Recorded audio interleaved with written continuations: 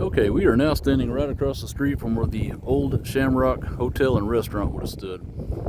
It stood right here on the Mississippi-Tennessee state line, and as you can tell by the change in the pavement, this side's Mississippi, this side's Tennessee. And the Shamrock, I believe the actual restaurant was over on the Mississippi side, and the motel was over here on the Tennessee side. The motel is where Louise Hathcock had her office.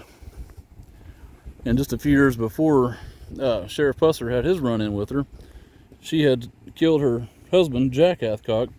She shot him in the motel office back here, or her living quarters.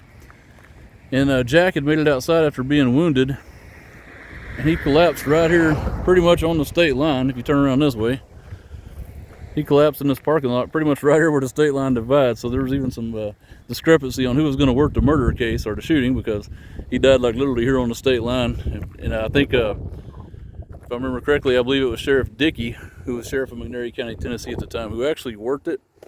Some folks said he was a little too friendly with Louise Hathcock and the state line mob running things down here. I don't know. I honestly can't say, because I admit I wasn't alive back then, but I've read that. But anyways, the Shamrock Motel used to sit right in this location. And again, the restaurant would have been just over the Mississippi state line, over in this area more than likely. Now, I've seen many old photos of this, and it's hard to exactly place exactly where it stood, but I would say it was back over here, maybe just before the tree line or just in the tree line, because there ain't really nothing left anymore out here. There used to be some foundations. Well, actually, you can see, I'm assuming these are parking lot foundations that you see here. This is probably all just part of the original parking lot. I'm a little leery to venture back here where there's probably likely lots of snakes, where the building's actually more than likely set, but we'll see. I've got boots on. We'll see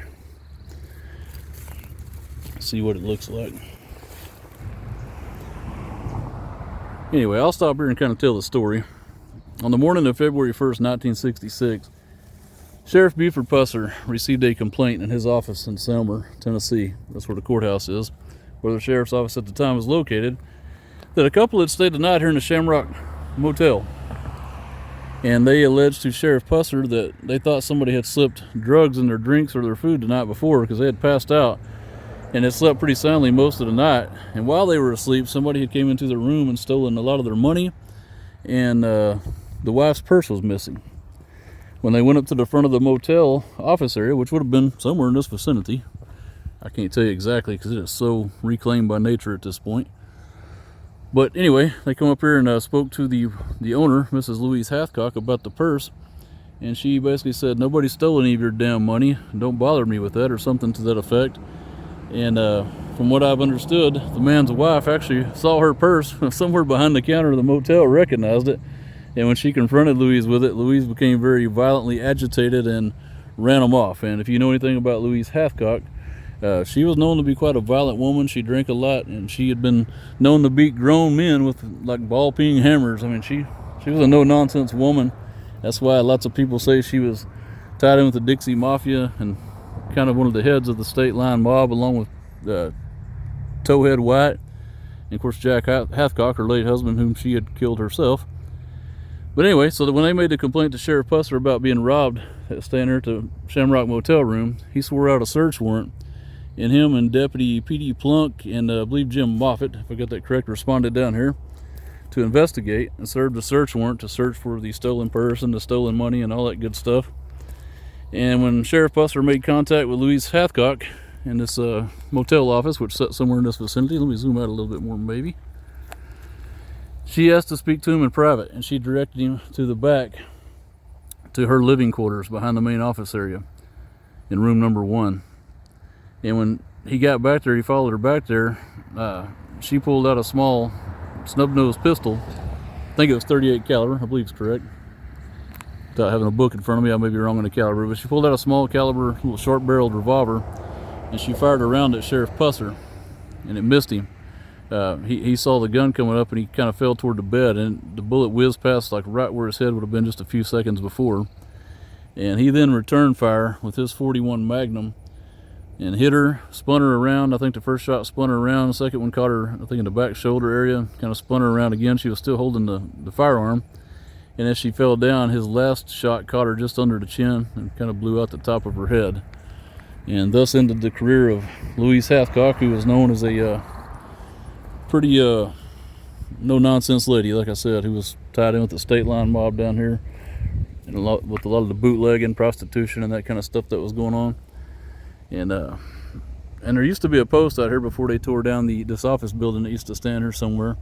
There was a door post for many years that still had the bullet hole where Louise's bullet had gone through the window and had lodged in that post. And you can still find pictures of that. There's actually pictures in books and online. If you search Shamrock Motel, Louise Hathcock shooting, you can see that old bullet hole. You can even see the bullet hole through the window that was made and that kind of thing. So I've seen some videos where people say there's still some foundation left out here.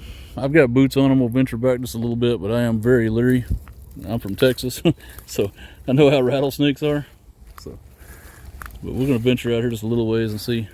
I think it's so grown over, we're not going to be able to see much of anything. It's pretty shady. Visiting at the wrong time of year out in the summer. Probably fall will be a lot better for this kind of thing. So I'm going slow watching for snakes, people. Don't judge me.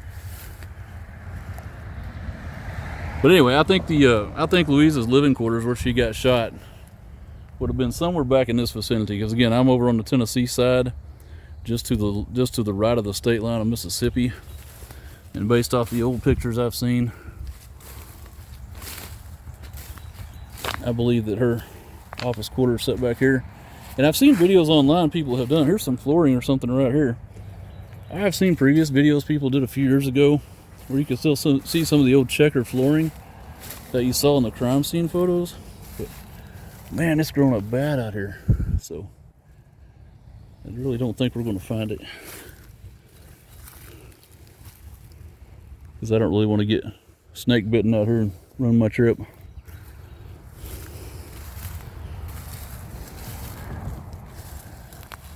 But yeah, if you come out here, wear some high top boots. I wear cowboy boots all the time, and that helps with snakes, but it isn't guaranteed protection. But yeah, this is where the motel would have sat. I would say we're definitely in the area where Louise Hathcock's living quarters would have been. So somewhere in this vicinity on February 1st, 1966, Sheriff Pusser shot her. She fired a shot at Sheriff Pusser. He returned fire, killing her. I wish I could be more specific or find some actual flooring, but I kind of think at this point nature's reclaimed most of it. And if there was any of that checkered flooring left, I'm sure souvenir hunters have probably picked it clean, taking it home with them. Because yeah, there's like a piece of concrete here. You see my boot? That was definitely part of the old hotel. I can't tell you what part, of course, but I'm pretty confident we're within 50 to 100 yards of where the shooting happened. But as always, nature reclaims everything once it's torn down, as you can see. There's nothing left to see here but history and memories of what used to be back in the 60s. This was a happening place. You had several gambling joints. You had, like I said, the Shamrock Motel. This was a happening place.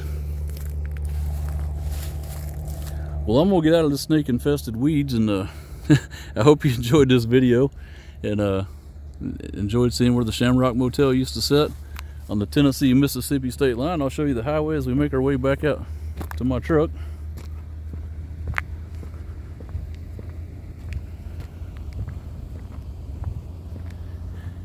So like I said, you can see where the pavement changes right there. And if you zoom in way down there, you can see the Mississippi, welcome to Mississippi state line sign.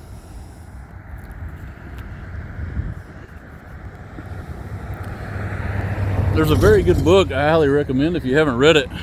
It's called The State Line Mob. Let me repeat that. It's called The State Line Mob. There's a loud vehicle going by. And it was written by W.R. Morris. He wrote 3 books on Buford Pusser and the State Line Mob and everything that happened out here on the Tennessee-Mississippi state border.